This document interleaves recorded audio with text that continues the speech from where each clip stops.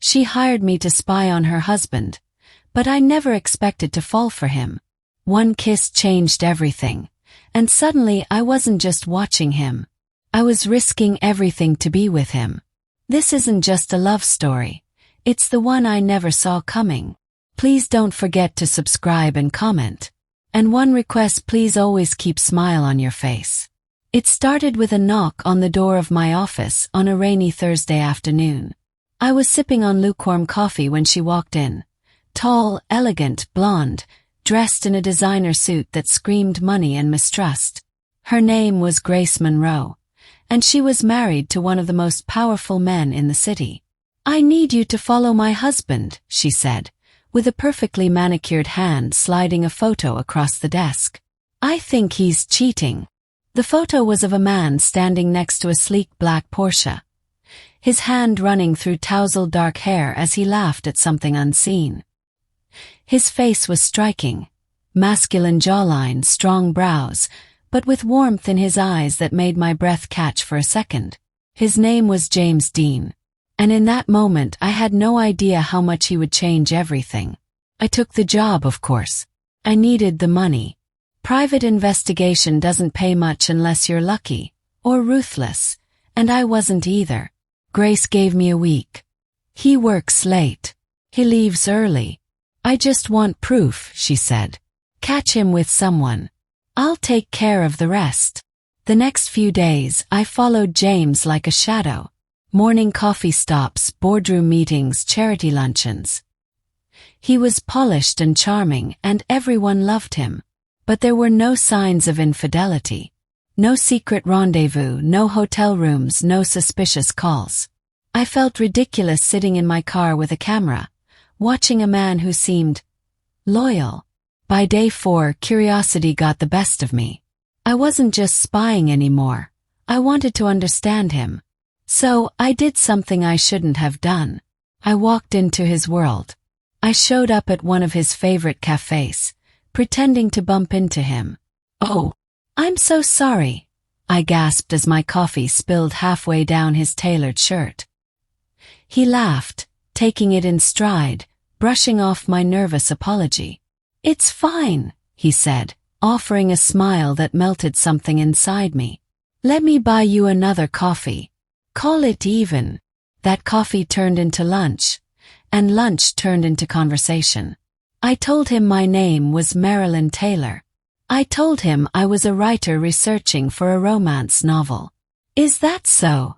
he asked with a smirk. "Do I look like a character?" You have no idea, I thought. The more time I spent with him, the harder it became to remember why I was there. James wasn't just attractive. He was thoughtful, intelligent, and disarmingly kind. Every smile he gave me chipped away at my guilt. I was lying to him, but I couldn't stop seeing him. One night, after another accidental encounter, he invited me to join him for dinner. It wasn't in some high-end restaurant like you'd expect from a man like him. It was at a cozy Italian spot tucked away in a quiet neighborhood. Candlelight, wine, the scent of garlic and warm bread in the air. We sat close, our legs brushing beneath the table, his gaze lingering on my lips a second too long. My heart raced. He walked me to my car after, the city lights reflecting in his deep hazel eyes. I should have walked away, but instead I turned to face him, my breath hitching as he brushed a strand of hair from my cheek. "You're different, Marilyn," he murmured. "You feel real."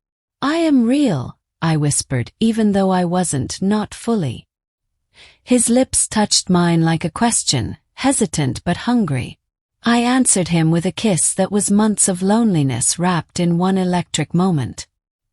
His hand slipped around my waist, pulling me closer, and suddenly the line between right and wrong blurred completely. I didn't go home that night. We ended up at his apartment, modern, warm, filled with shelves of books and art that hinted at a man who had depth far beyond his title. He pressed me gently against the wall as we entered, kissing me like he'd been holding back for years. My hands tangled in his shirt, pulling him closer, desperate to feel every inch of him. Clothes were discarded in a trail down the hallway, breathless laughs and stolen kisses marking the path. He laid me down on his bed, his fingers tracing over every part of me like I was something precious. Every touch ignited something primal. He wasn't rushed. He was deliberate. His mouth explored my skin, his hands grounding me as I lost myself completely. When he moved inside me, it was like everything else faded away. The job, race, the lies. There was only him and the way he made me feel, wanted, needed, alive. We moved in perfect rhythm, bodies tangled, moans mingling in the dark. It was more than just sex. It was something else, something terrifying and beautiful. The next morning, wrapped in his sheets, I stared at the ceiling and knew I was in trouble. I had fallen for him, not the subject of my investigation, not the husband of my client, but the man, James. I skipped Grace's call. I couldn't face her. I avoided her messages for 3 more days, telling myself I needed time to figure it out. James and I spent those days wrapped up in a haze of passion and laughter. We made breakfast in nothing but his shirt on me. We watched old movies, kissed on his couch, made love in the shower. Every moment with him felt like a stolen fairy tale I never deserved. But reality doesn't wait forever. Grace showed up at my office, eyes blazing. "Where's my report?" she demanded. "Don't tell me you've got nothing." I looked her in the eye and lied again. "He's clean. He's not seeing anyone." She narrowed her eyes, studying me. "You're lying," she said coldly. "I know that look. You fell for him, didn't you?" I didn't answer. She leaned in, her voice dropping. "You think he's innocent, don't you? Sweetheart, he's playing you. Just like he played me. Like he plays everyone. He's a master manipulator." Her words echoed in my head for hours after she stormed out. What if she was right? What if James was just another polished liar? I needed to know the truth. That night, I searched his apartment while he was in the shower. I hated myself for doing it, but I had to. I opened drawers, checked his office, scanned emails on his laptop. And that's when I found it. A folder labeled Divorce Strategy. Inside were emails between James and a lawyer, plans to file, assets to protect, mention of a PI on his wife. My stomach dropped. He knew. He had known all along. He had used me. I stood in the doorway of the bathroom as he came out, towel low on his hips, hair wet. "You knew," I said flatly. "You knew I was hired by her." His expression didn't change.